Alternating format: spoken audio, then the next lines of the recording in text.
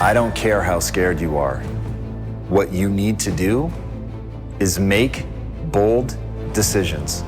Right now, you've got to begin training yourself to act. You've got to begin training yourself to take chances, to put yourself at risk, to risk embarrassment, to know that you're going to fail.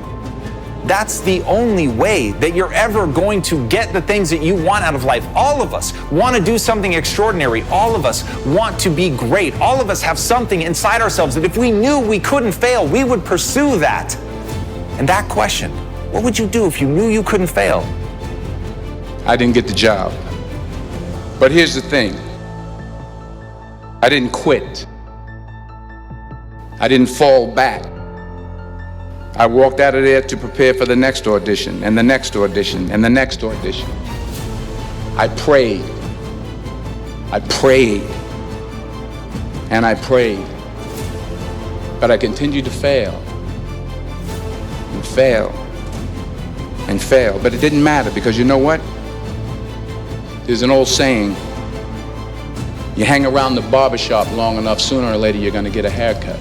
So you will catch a break, and I did catch a break. And the reality is you can do that thing, but you're going to have to be bold. You're going to have to take chances. You're going to have to put everything at risk. And the problem is, the reason that people play things so safe is because it's so comfortable there. It's so easy there, and every day passes by without you noticing that terrifying passage of time. But once you realize that this is it, this is the one shot that you have, and what does it really matter if you fail? What does it really matter what other people think? The only thing that really matters is, what do you think about yourself? If you don't fail, you're not even trying.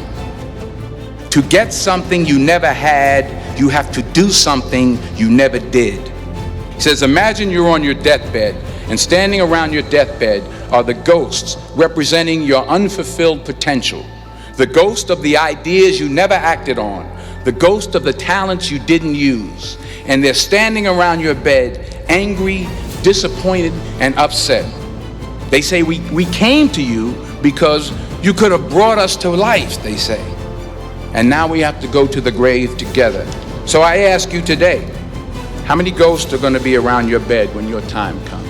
And let me tell you right now, that self-belief is going to be built of knowing that you're willing to try.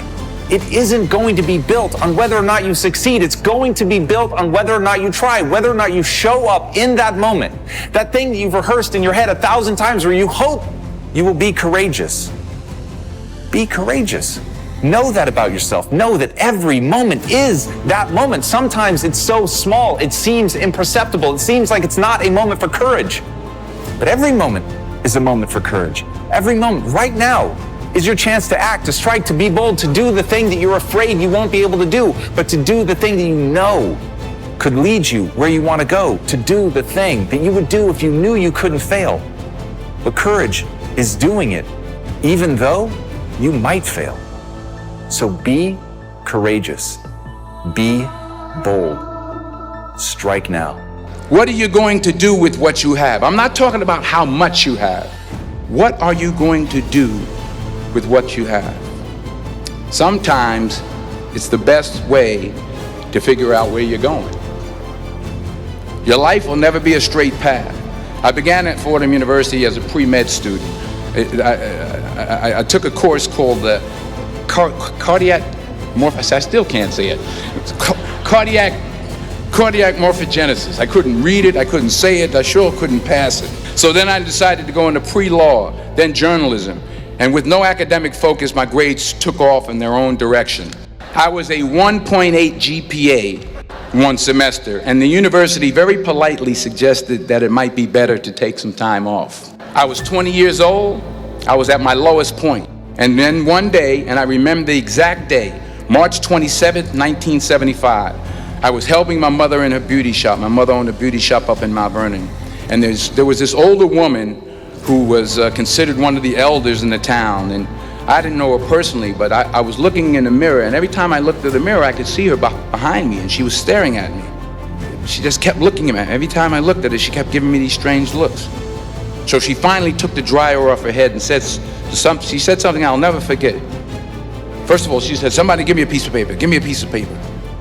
She said, "Young boy, I have a prophecy, a spiritual prophecy. She said, you are going to travel the world and speak to millions of people. Now, mind you, I'm 20 years old, I'm flunked out of school.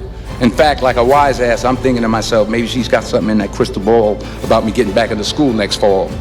But maybe she was on to something, because later that summer, while working as a counselor at the YMCA camp in Connecticut, we put on a talent show for the campers. And after the show, another counselor came up to me and asked, have you ever thought about acting? You're good at that.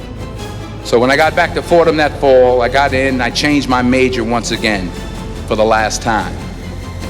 And in the years that followed, just as that woman prophesied, I have traveled the world and I have spoken to millions of people through my movie.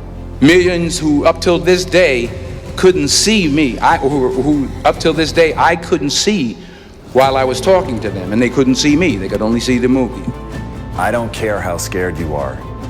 What you need to do is make bold decisions. Right now, you've got to begin training yourself to act. You've got to begin training yourself to take chances, to put yourself at risk, to risk embarrassment, to know that you're going to fail. That's the only way that you're ever going to get the things that you want out of life. All of us want to do something extraordinary. All of us want to be great. All of us have something inside ourselves that if we knew we couldn't fail.